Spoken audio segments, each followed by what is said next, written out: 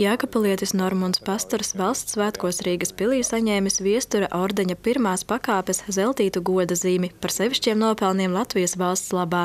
Jaunsardzes un informācijas centra Jaunsardzes departamenta 2. novada nodaļas jaunsargu instruktors Normunds Pastars jau 23 gadus aktīvi strādā ar Jēkabpils apkārtnes jaunsargiem, mācot viņiem dažādas noderīgas prasmes un interesējot jauniešus par Latvijas vēsturi un aizsardzību. Nevis cilvēks izvēlas profesiju, bet profesija izvēlas cilvēku. Jo es nebiju domājis būt par jaunsargu instruktoru vai par karavīru. Pēc padomju armijas es strādāju, pabeidzu institūtu un strādāju skolā kā skolotājs. Bija viena audzināmā klase, ko es arī sekmīgi izvadīju līdz 9. klasē Kruspils pamatskolā. Un pēc tam es vadīju skautus. Pēc skautiem, 1 gadu vadot skautus, man piedāvāja strādāt ar jaunsargiem. Es pamēģināju un iepatikās labāk ar jaunsargiem strādāt. Lai gan Normunda vectēvs un krusttēvs bija karavīri obligātajā dienestā, Normunds bērnībā nevēlējās iet viņu pēdās. Viņš dzimis Prēļos un mācījās Prēļu 1. vidusskolā un par saviem skolas gadiem atceras. Toreiz bija populāri būt par kosmonautiem, zēniem un meitenēm, par medmāsām varbūt. Bet es nezinu, kāpēc 2. klasē, kad gāju, es teicu, ka gribētu kļūt par kuģa kapteini. Es kāpēc gribēju kaut kur vadīt kuģi braukāt. Un es tā domāju, sevišķi tālu nav no tās sapņa. Kaut kādu kuģi vadu jau uz doto mirkli.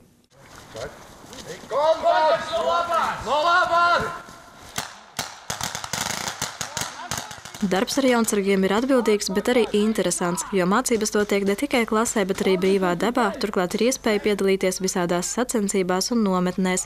Jēkabpils jaunsargi dažādos pārbaudījumos guvuši ļoti daudz godalgotu vietu, tādēļ viņu mītnē Jēkabpils agrobiznesa koledžas telpās atrodas gan bieza mape ar dažādiem diplomiem, gan plaukti ar izcīnītajiem kausiem un medaļām. Normunds Pastars jaunsargiem ne tikai māca dažādas militārās prasmes, bet arī rosina pētīt Latvijas vēsturi un izcilu Latvijas karavīru likteņus. Plauktos esošajās mapēs gulst vērienīgi pētījumi un materiāli gan par nacionālo partizānu kustību, gan jaunsardzes vēsturi, gan konkrētu cilvēku dzīves gājumiem. Pastars skaidro, ka visi materiāli ir pieejami studentiem, skolēniem un citiem interesantiem, kuriem šie vēstures fakti un dokumenti nepieciešami zinātnisko darbu vai kādu pētījumu rakstīšanai.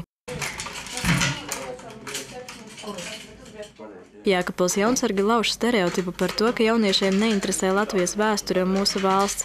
Instruktors ir pārliecināts, ka vajadzības gadījumā iedzīvotāji būtu gatavi aizstāvēt savu zemi un tautu. Kad tajā Ukrainā sākās tās problēmas, un tad zemesardzē pastiprināti stājās iekšā. Tieši nebija tā, ka tur kaut kādā veidā, varbūt kara gadījumā, nevajadzētu stāties tieši otrādāk tur. Stājās un ar jauniešiem darbojoties, interesi izrāda pret visu un dažādas mēģina pārveidojumus un atrast sevi. Uzzinot par viņam piešķirto augstu apbalvojumu, Normundu Pastaru sākumā pārņēma pārsteigums. Gandarījums, ka arī tas, ko es daru, ir vajadzīgā virzienā. Daru nav tā kā vienkārši priekš sejas kaut kādas tur meklējumus. Un kad atzīst klātesošiem un manī, varbūt šajā gadījumā tur no Jēkabpils pie 6. zemesardzes bataljona, tur arī tie, ar ko mēs ikdienā darbojamies mācībās vai vēl kaut kur. Tas ir patīkami, protams. Kopumā šā gada 18. novembrī Rīgas pilī tika pasniegti 10 Viestura ordeņa un ordeņa goda zīmes. Sandra Pēgiļkalne, Kārlis Bukacinskis, Vidusdaugavas televīzija.